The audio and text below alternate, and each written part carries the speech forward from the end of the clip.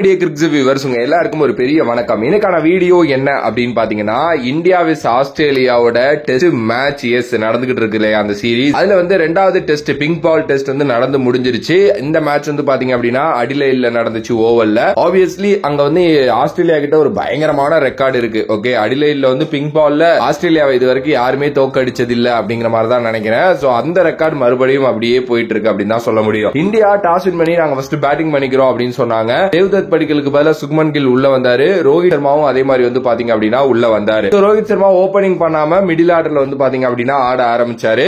India தான் toss win பண்ணி batting அப்படிங்கிறதுனால எஸ்எஸ்வி ஜெய்ஸ்வால் 0ல அவுட் ஆனாரு ஃபர்ஸ்ட் இன்னிங்ஸ்ல. ராகுல் ஒரு 37 ரன் அடிச்சு அவுட் ஆனாரு. சுக்மன் கில் ஒரு 31. விராட் கோலி 7 ரன்ல அவுட் ஆக பண்ட் வந்து பாத்தீங்க அப்படின்னா ஒரு 21 ரன் அடிச்சிருந்தாரு. அந்த இன்னிங்ஸும் நிதிஷ்குமார் ரெட்டி தான் 42 ரன்.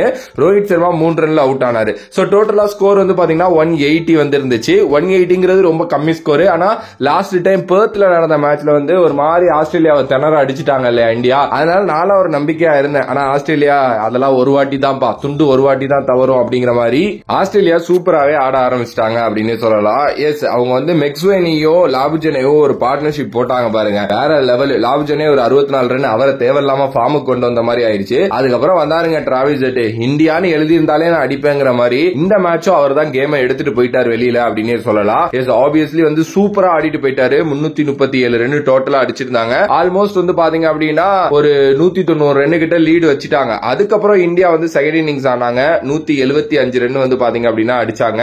ஆஸ்திரேலியா ஈஸியா வந்து பாத்தீங்க அப்படின்னா அந்த ஸ்கோர் அப்படிங்கறத அடிச்சுட்டு போயிட்டாங்க. இந்த வாட்டியும் அந்த இந்தியாவில வந்து பெருசா ஆனது நிதிஷ்குமார் ரெட்டி மட்டும் தான். அவர் ஒரு மாதிரி 2 டெஸ்டுமே நல்லா ஆடிட்டாரு. எனக்கு தெரிஞ்சு இனிமே கண்டினியூஸா இடம் பிடிப்பாரு அப்படின்னு நினைக்கிறேன். அட் த சேம் டைம் விக்கெட்ஸும் கொஞ்சம் எடுத்தாரு. ஓகே, ஆஸ்திரேலியாவோட மைண்ட் செட் வந்து எப்பவுமே நமக்கு தெரியும். அவங்க வந்து பாத்தீங்க அப்படின்னா ரொம்ப ஒரு பாசிட்டிவான மைண்ட் செட்ல எங்கேருந்து வேணாலும் கேமை எடுத்துட்டு வரக்கூடிய ஒரு திறமை இருக்கிற ஒருத்தங்க. அதனால இந்த கேம் ரொம்ப நல்லா விளையாண்டாங்க. இந்தியா ஓரளவுக்கு அவுட் பிளே பண்ணிட்டாங்க அப்படின்னு சொல்லலாம். இந்தியன் டீம் சைட்ல இருந்து பேட்டிங் ஃபர்ஸ்ட் ஒழுங்கா விளையாடல. பவுலிங் பொறுத்த வரைக்கும் நீங்க பேட்டிங்ல ஏதாவது அடிச்சு வச்சிருந்தீங்கன்னா தான் உங்களுக்கு ஒரு கான்பிடென்டே வரும். ஓகே, பட் இருந்தாலுமே அந்த ஹெட் விக்கெட்டை தவிர மத்த எல்லாருக்குமே நல்லா தான் பண்ணாங்க இந்தியா அப்படின்னு சொல்லலாம். குறிப்பா பும்ரா நல்லா பண்ணியிருந்தாரு, சிராஜ் நல்லா பண்ணியிருந்தாரு. அஸ்வினுக்கு பெருசா எடுக்கல. பிகாஸ் இது ஒரு பிங்க் பால் டெஸ்ட் அப்படிங்கிறதுனால ஸ்பின்னர்ஸ் எப்பவுமே பிங்க் பால்ல வந்து அவ்வளவு எஃபெக்டிவா இருக்க மாட்டாங்க. அது நமக்கு தெரிஞ்ச விஷயம் தான். மத்தபடி எல்லாருமே ஓரளவுக்கு நல்லா பண்ணிருந்தாங்க அப்படின்னே சொல்லலாம். பட் ஆனா இப்ப சோசியல் மீடியால பெருசா பேசப்பட்டுகிட்டு இருக்கிறது என்ன அப்படின்னா ரோஹித் சர்மாவோட கேப்டன்சி பத்தி தான். எஸ், லாஸ்ட் அவங்க நியூசிலாந்தோட வந்து வாஷ் அவுட் ஆனாங்க இந்தியா, ஞாபகம் இருக்குன்னு நினைக்கிறேன். அதுக்கப்புறம் போன மேட்ச் வந்து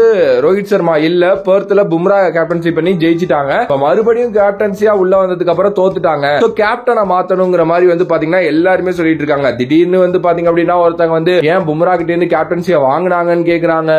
இவரு கவாஸ்கர் அவரோட பேர்ல தான் இதுவே நடந்துகிட்டு இருக்கு. அவர் என்ன சொல்றாருன்னா, என்னைக்குமே நான் ஐபிஎல் ரேட் பண்ண மாட்டேன். ஏன்னா ஐபிஎல்ல 0 கப் வச்சிருக்க ஒரு பிளேயர் தான் இந்தியாவோட பெஸ்ட் டெஸ்ட் கேப்டனா இருந்தாரு அப்படின்னு விராட் கோலி சொன்னாரு. 5 கேப் வச்சிருக்க ஒருத்தர், 5 கப் வச்சிருக்க ஒருத்தர் வந்து வேஸ்ட் தான் கேப்டனா அப்படிங்கிற மாதிரி ஒரு அறிக்கை விடுறாரு. எனக்கு ஒரு மாதிரி அதெல்லாம் கேக்குறப்போ யாரா நீங்க அப்படிங்கிற மாதிரி தான் இருக்கு. சீரியஸ்லி ஆப்வியஸ்லி வந்து பாத்தீங்க அப்படின்னா ரோஹித் சர்மா வந்து நல்லா தாங்க பண்றாரு. நீங்க பேட்டிங்ல ஏதாவது அடிச்சு வச்சா மட்டும்தான் உங்களுக்கு கான்பிடென்ட்ங்கிறது வரும். அண்ட் டீமுக்கு ஸ்கோர்னு ஒன்னு இருக்கும். ஓகே, நீங்க அது இல்ல அப்படின்னா ரொம்ப ரொம்ப கஷ்டம் தான். ஈவன் தான் அவர் பேட்டிங்காவும் ஒழுங்கா விளையாடல. அண்ட் உங்க எல்லாருக்குமே நான் ஒன்னு சொல்லவா, அவ்வளவுதான். இதுதான் ஒரு கடைசி சீரீஸ் எனக்கு தெரிஞ்சு கேப்டனா பண்றது. மேபி இதுக்கப்புறம் நடக்க போற மேட்சஸ்ல இந்தியா ஜெயிச்சு WTC ஃபைனல் போறாங்க அப்படின்னா அங்க வந்து அவர் போய் பண்ணுவாரு. அப்படி இல்ல அப்படின்னா எனக்கு தெரிஞ்சு இந்த சீரீஸோட முடிஞ்சிருச்சு கேப்டன்சி அப்படிங்கிற ஒரு விஷயம் அப்படின்னு நினைக்கிறேன். ஏன்னா தேவையில்லாத பிரஷர். நீங்க போயிட்டு இப்ப ட்விட்டரை செக் பண்ணி பாருங்க.